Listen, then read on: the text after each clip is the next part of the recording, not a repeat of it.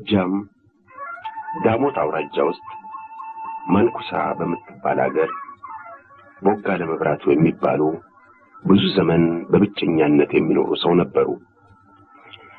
ቦጋለ መብራቱ ከደሃ ቤተሰብ የተወለዱ በዚያውም ላይ ድሆች ወላጆቻቸው ገና በሕፃንነታቸው ሞተውባቸው ድህነት ሲያንገላታቸው ያደጉ ነበሩ።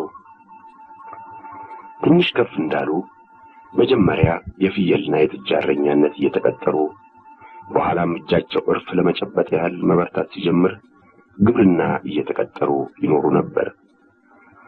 በዚህ ሁኔታ እኩል ዕድሜያቸውን ካሳለፉና የምሽት ማግባት ፍላጎታቸው እየተቀነሰ ከሄደ በኋላ በጎልማሳነታቸው ጉልበታም ወዲያውም ጤናማ በመሆናቸው ረዳት ሳይፈልጉ ራሳቸውን ረድተው ለመኖር ቢችሉም ምሽት ካላገቡ ዕድሜያቸው እየገፋ አቅማቸው እየተቀነሰ ሲሄዱ ረዳት የሚያጡ መሆናቸውን ወላጆቻቸው አጥብቀው ስለመከሯቸው ከዚያው ከማንኩሳው ውድነሽ በጣሙ የሚባሉትን ሴት አገቡ።